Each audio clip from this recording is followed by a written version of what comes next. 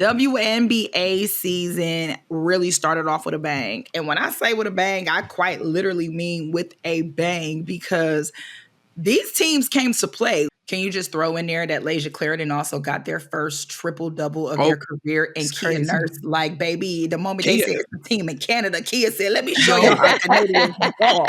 Kia Nurse, Lasia Clarendon, they are not playing around.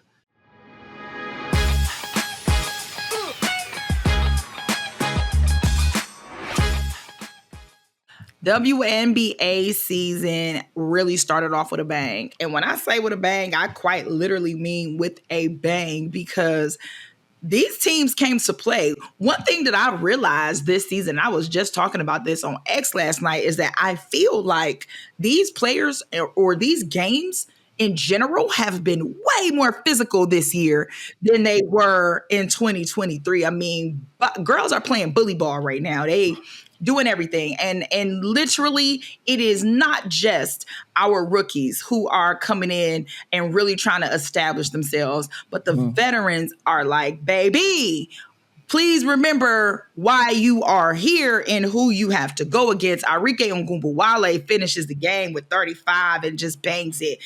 Asia Wilson, opening day, 30-point performance, leading the Aces to a win over the Phoenix Mercury. And Dejanay Carrington said, y'all might not have remembered me last year as the runner-up for Sixth Woman of the Year, but this year I am a starter and I am not coming to play with y'all. So, of course, here you have the Connecticut Sun on an early 3-0 start. Yeah. Alyssa Thomas was just named the Eastern Conference Player of the Week. Like, these women are balling. So as you look over the first week, and I must not forget, we have already had a double overtime performance between the Seattle Storm and the Minnesota Lynx. So when I'm talking about to the wire, they are going to the wire, and it's only been week 1. So as we look over the first week of play, rookie or vet, just what player or what team has stood out to you, Chris?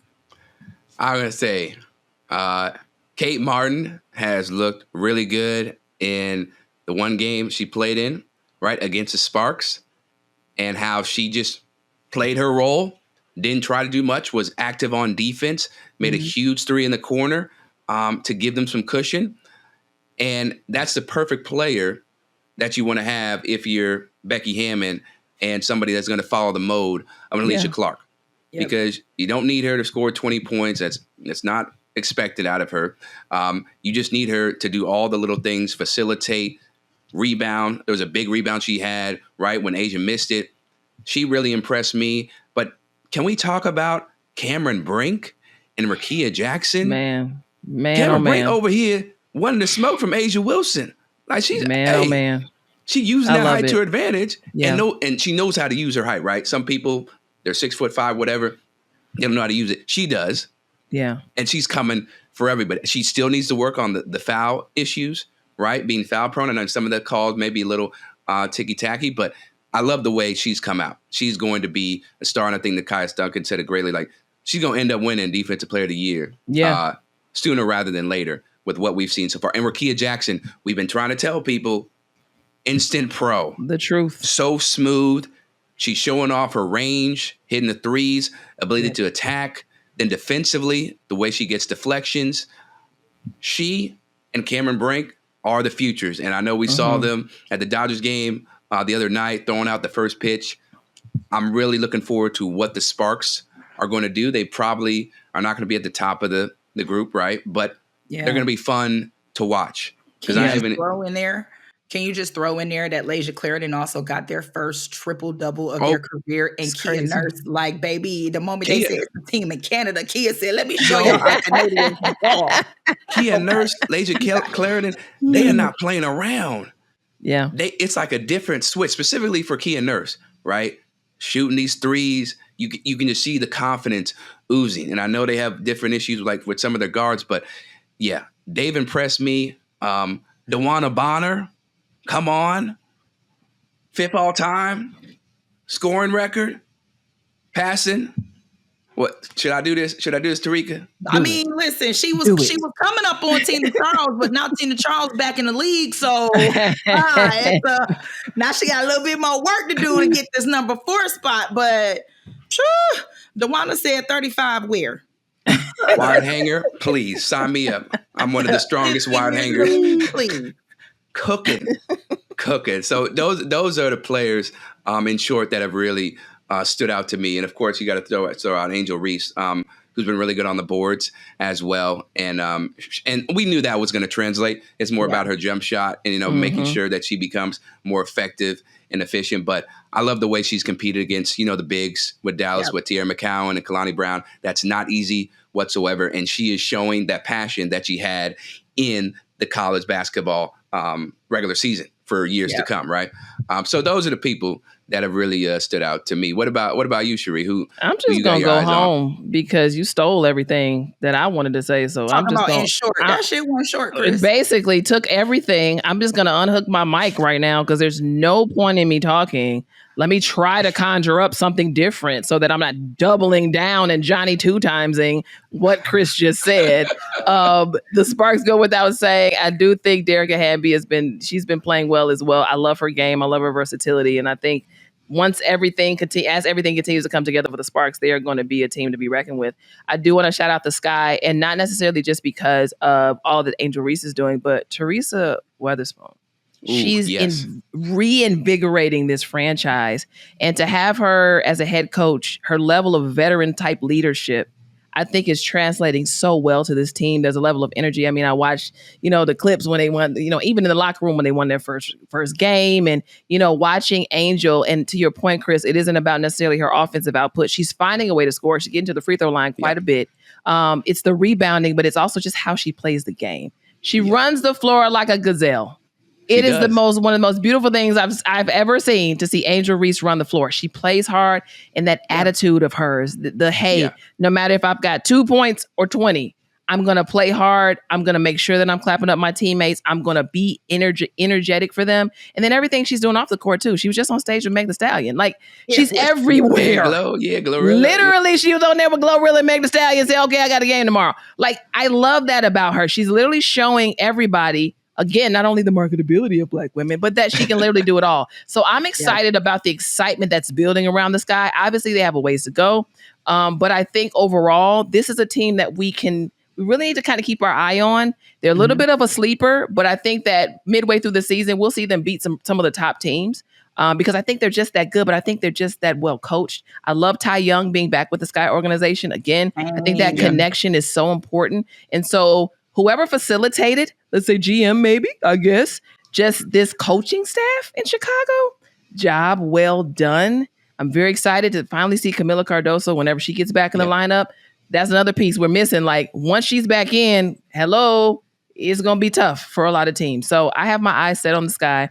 I think the Sparks look great. I'll just add this point. I think it's always great when a player understands their role, when they're not trying to come in and overextend and be beyond what they are. And I think that's what makes Cameron Brink and Rickea Jackson and Kate Martin so special. They're totally okay with being role players right now. And because they don't have that heavy cape on their back, there's a level of ease that they can come in and just play basketball and not feel like they have to do this. I have to do this. It's like, hey, what does the team need from me? What can I give them right away? And I think that makes a huge difference as a rookie when you can come in and you don't have that type of pressure. Obviously, you have to perform, but feeling like you have to overextend obviously puts you in a position where you can make more mistakes. So I love the poise that they're playing with. I love they're just playing their role. And goodness, halfway through All-Star weekend, everybody watch out. But the Sparks and the Sky are my two faves right now. Obviously, the Aces are the Aces. Right. Everybody loves them. How do you not love them? And to me, I could see them winning it all again. They look that good to me. I'm actually going to disagree just a little bit. Go ahead, girl. I'm going to disagree just a little bit, only because I think that there are times where their offense kind of looks a little disjointed. And I think that is because they don't have Chelsea Gray. Don't get me wrong. Jackie Young and Kelsey Plum, they are scoring lights out. They have had a stellar start, but even Coach Hammond has said herself that there are times where they could be a bit more organized. There are times where they could communicate a little bit better on the floor. And I think that is just because they don't have their all-star to point guard in Chelsea Gray. So when she comes back, and as of now, there is no timetable for her return that I have heard. However, when she comes back from that foot injury, I think that is when they will really start to like. And then can you imagine though, Terrika, who's beating them when she's back? Exactly. Who's beating them? So to that point, now's the time for you to take advantage of the aces if you can.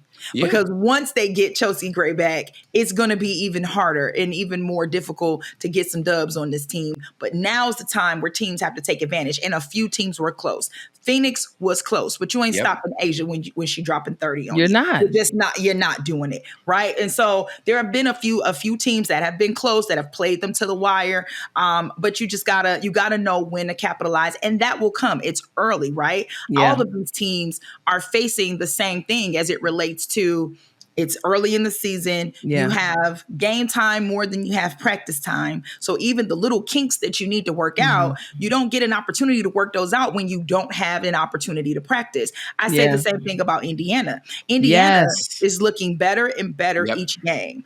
But because their schedule doesn't really do them any favors, they don't have time to practice, to work out the little things that can help put them over the edge and over the top. They played the hell out of Connecticut on Monday night, which was vastly different than how they played Connecticut on opening night. Now, Connecticut is still the better team. And honestly, I think Connecticut looks better now than they did in 2023. And that's saying something, because that team went to the semifinals. With Bree Jones back, with Dee Carrington D'ing up and playing up the way she is, with Ty Harris literally being able to do any and everything. Like, this team looks good this year. And so they still, as a veteran team, have things they need to work on and kinks they need to get out. But again, it's hard when you don't have practice time, right? So there's that. And I think about what you mentioned with Cameron Brink. Did we even mention De'Erica Hamby? Like, did we even talk about like how ridiculous?